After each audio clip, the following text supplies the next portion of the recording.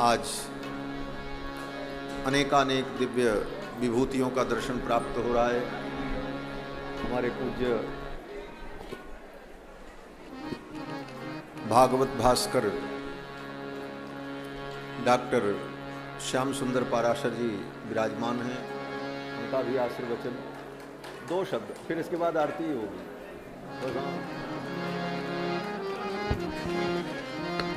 बोल वृंदावन बिहारी लाल की जय। श्रीमद्भागवत महापुराण की जय। श्री गौरी गोपाल भगवान की जय। समस्त संत वैष्णव भगवान की जय। जय जय श्री राधे। नौमीड्यते भ्रवपुषे तडिदं वराय गुञ्जावतंस परिपेक्षल सन्मुखाय वन्यस्रजे कबलवेत्र विषाण वेणु लक्ष्मश्रिये मृदुपदे पशुपांगजा भक्त भक्ति भगवंत गुरु चतुरनाम बपु एक इनके पद बंदन किए नासहि विघ्न अनेक। बोल भक्त वत्सल भगवान की जय। जय सिया राम जय जय सिया राम। जय सिया राम जय जय सिया राम। जय सिया राम जय जय सिया राम। जय सिया राम जय जय सिया राम। जय सिया राम जय जय सिया राम। जय सिया राम जय जय सिया राम। जय सिया राम जय जय सिया राम। जय सिया राम जय जय सिया राम। जय सिया राम जय जय सिया राम। जय सिया राम जय जय सिया राम। जय जय सिया राम। जय जय सिया राम। जय जय सिया राम। बोल भक्त वत्सल भगवान की जय। व्यासपीठ पर विराजमान परम श्रद्धेय जगत गुरु डॉक्टर श्री राघवाचार्य जी महाराज, समुपस्थित संत वृंद, भक्त वृंद एवं भक्तिमती माताओं, बहुत मन था कि थोड़ा और बैठ करके आराम से सुनते, पर आते आते और अक्सर वृंदावन की भीड़ तो अब 12 मासी हो गई। अब रविवार शनिवार भी का कोई महत्व नहीं रहा। पहले सोचा जाता था आज शनिवार है रविवार है कैसे निकले, पर अब तो सब बार एक से हो गए। तो आते आते थोड़ा अतिकाल हो गया, तो फिर भी एक प्रसंग बहुत बढ़िया तरीके से, जैसा कि अभी मलुक पीठ वाले महाराज जी ने बताया कि उनका भी एक बड़ा सुंदर भाव सुनने को मिला। और महाराज जी ने, अच्छा हमने तो अपना बचपना याद आ गया। हमारा भी जन्म ग्वालियर में पार्वती नदी के किनारे हुआ, वहाँ पर भी खूब रज है।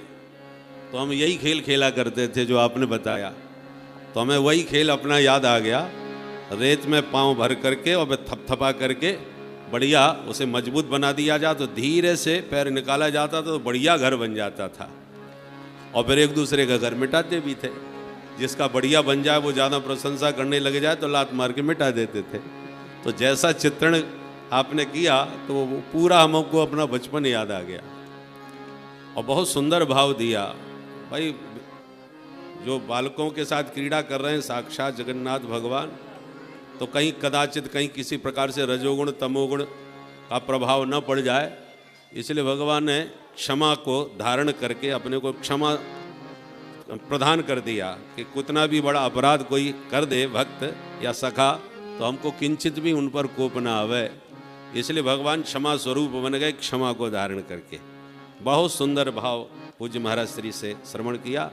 इस समय हमारे पूज्य जगत गुरु जी महाराज, जिनको आप मंच पर दर्शन कर रहे हैं, सनातन धर्म के किसी भी बिंदु पर, किसी भी विषय पर यदि कोई वेवाक रूप से टिप्पणी करने वाले हैं तो पूज्य महाराज श्री हैं।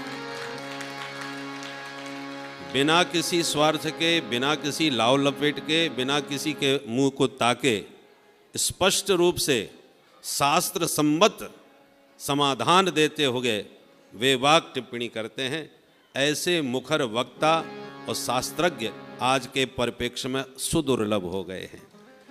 और हमारे श्रीधाम वृंदावन में मलुकपीठ वाले महाराज जी वृंदावन की मणि बने हैं। वृंदावन की ही नहीं, इस समय संतों के मुकुटमणि हो रहे हैं।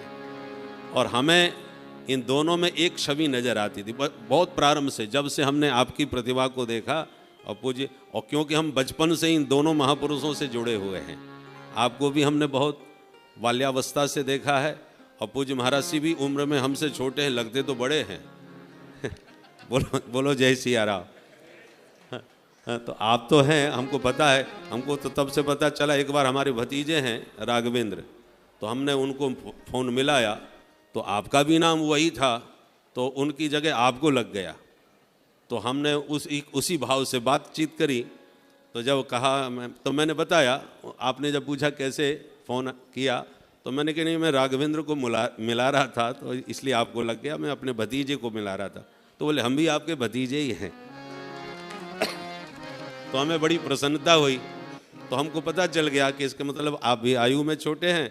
और मलुकपीठ वाले महाराज जी से हमारा पहला परिचय मामा जी ने कराया था बक्सर में। जब हम, मामा जी ने कई बार हमसे कहा कि एक बार बक्सर में विवाह में आई एक किशोरी जी के, तो हमारे एक साथी थे, उनको साथ में लेकर के हम गए। तो जैसे ही हम ट्रेन में चढ़े मथुरा में, उसी समय पूज्य मलुकपीठ वाले महाराज जी भी चढ़े, उनके गुरुदेव भी साथ में थे। तो उनको लेके संयोग से सीट भी आसपास ही मिली, आमने सामने, परिचय नहीं था। तो हम केवल देखते हुए अपने साथी से कह रहे थे, देखो ये ब्रह्मचारी बालक कौन है, कितनी बढ़िया अपने गुरुदेव की सेवा कर रहे हैं, कितनी उनका ध्यान रख रहे हैं। तो हम आपस में टिप्पणी करते जा रहे थे। परंतु जब बक्सर में ट्रेन रुकी तो हम उतरे, तो महाराज जी भी उतरे। हमने कहा अच्छा, ये तो अपने साथी चढ़े थे, अपने साथी उतरे भाई। फिर हमने मामा श्री को फ़ोन किया कि महाराज हम आ गए स्टेशन पर, कहाँ जाएं? तो उन्होंने कहा अमुक नंबर की गाड़ी बाहर खड़ी है, आप उसी में आके बिराज जाइए। हम जा कर के आगे गाड़ी में बैठ गए। महाराज जी आए तो गुरुदेव को लेके वो भी गाड़ी में उसी में बैठ गए। हमने कहा ये तो अपनी ही गाड़ी में बैठ गए भाई। अब परंतु अभी तक कोई परिचय नहीं, कोई राम राम नहीं। जब पहुँचे उसी गाड़ी में तो मामा जी डंडा लिए खड़े थे द्वार पर, बोले आइए आइए। तो जब परिचय कराया तो हमको महाराज जी का परिचय दिया, ये कि पूरा नाम से, और गुरुदेव भगवान का भी परिचय दिया। तो मैंने प्रणाम किया, वहाँ जा कर के प्रणाम किया।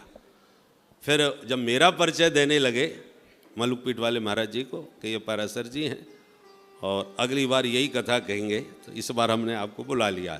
तो इस बार आप कथा कहेंगे, ये सुनेंगे, अगली बार ये कथा कहेंगे तो आप सुनिएगा, आना। तो इस प्रकार से जब परिचय कर देने लगे तो मलुकपीठ वाले महाराज जी बोले इनको हम जानते हैं, इनसे हम परिचित हैं। तब हम चौंके, अच्छा ये परिचित हैं? हमने कैसे परिचित हैं? तब बोले आप धर्म संघ विद्यालय में रह के पढ़ते थे, हम बाहर से आके पढ़ के जाते थे, इसलिए हम आपको, आप हमसे बड़े हैं, हम आपको बचपन से ही जब आते थे गुरुजी से पढ़ने के लिए तब से देख रहे हैं। तब हमको आश्चर्य हुआ। मैंने कहा देखो महाराज जी हमारे परिचित थे और इतनी दूर लंबी यात्रा भी करे आए, परिचय यहाँ आकर के हुआ है मामा जी के यहाँ। तब से हमारा निकटता महाराज जी से जुड़ी। तो जब से हम महाराज जी से जुड़े और जब से आपकी प्रतिभा से परिचित हो गए, तो हम दोनों महापुरुषों में कि एक अयोध्या के मुकुटमणि हैं और एक श्रीधाम वृंदावन के मुकुटमणि हैं। उदीयमान संतों में और व्यासों में आपकी एक अपूर्व छवि है, और उस छवि में हमें साक्षात वेद व्यास जी महाराज की कृपा, करुणा और भगवान की परिपूर्ण बरसाने वाली की पूरी कृपा का दर्शन होता है। आज जो छवि हमारे मन में रहती थी, हमने आज तक कही किसी से नहीं, परंतु आज जब हमने दोनों के बीच में अपने को बैठे बैठे हम यही सोच रहे थे कि जिनमें दोनों में हम अपनी एक महापुरुषों की छवि देखते थे, आज दोनों के बीच में ही हम बैठे हैं। तो हमको बड़ा आनंद का अनुभव हो रहा था। और ऐसी विभूतियों के दर्शन का सौभाग्य जिनको प्राप्त हो रहा है, जिनकी जो ऐसी विभूतियों की वाणी से अपने को अनुग्रहित कर रहे हैं, वो निश्चित रूप से परम बड़भागी हैं, इसमें कोई संदेह नहीं। और हम श्री अपने परम आत्मीय परम प्रिय श्री अनिरुद्धाचार्य जी महाराज के बारे में तो कहें क्या। जैसा कि हमको अभी एक सूत्र याद आ रहा था कि ठाकुर जी के अवतार के प्रयोजन 4 बताए। विप्र धैन सुर संत हित लीन मनुज अवतार। राम जी के अवतार के 4 हेतु हैं और ये चारों हेतुओं को हमारे अनिरुद्धाचार्य जी इस समय सार्थक कर रहे हैं। क्या अद्भुत ब्राह्मणों की सेवा चल रही है। कोई भी विद्यार्थी मिलने आता है तो हम कहते कहाँ रहते हो, तो स्थान बताते हैं, और भोजन पानी, बोले गौरी गोपाल जिंदाबाद। सभी विद्यार्थियों के मुख से यही शब्द सुनते हैं, बोले हमारा भोजन की तो कोई चिंता ही नहीं है वृंदावन में। कैसी अद्भुत, माने हम लोगों को मन में सोचते हैं कि एक दिन का भंडारा कराने में पसीना छूट जाते हैं, रात में ठीक से नींद नहीं आती कि कल भंडारा है, और यहाँ तो अखंड भंडारा, वो भी 12 मास चल रहा है। ठाकुर जी ने इनको कितनी शक्ति और सामर्थ्य दी है, और शक्ति सामर्थ्य बहुतों को मिलती है, पर उसकी सार्थक उपयोगिता सब लोग नहीं कर पाते, जो हमारे श्री अनिरुद्धाचार्य जी कर रहे हैं। ब्राह्मणों की भी सेवा, विप्र और धेनु। आपकी हमने गौशाला का भी दर्शन किया।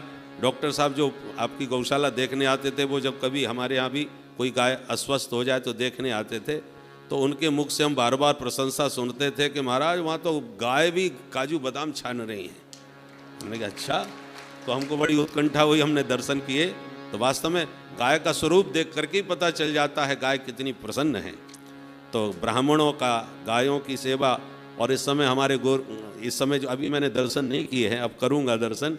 हमको कुंभ में कार्ड तो मिल गया था, पर तब से अब आना हुआ हमारा वृंदावन में, और आते ही फिर अपना कार्यक्रम चालू हो गया अष्टोत्तर शत, उस समय व्यस्त रहे। तो हमने कि अब जो होली तो प्रतिष्ठा तो हो ही गई है और उत्सव चल ही रहा था। जब हमको पता चला 12 तारीख से कथा और 18 तक चलेगी, तब हमने निश्चिंतता से फिर दर्शन आराम से करेंगे। तो ठाकुर जी का भी, देवताओं का भी अभ्यर्चन विधिवत हो रहा है, ब्राह्मणों का भी, गायों का भी, और साधु संतों की सेवा भी आप प्रत्यक्ष देख ही रहे हैं।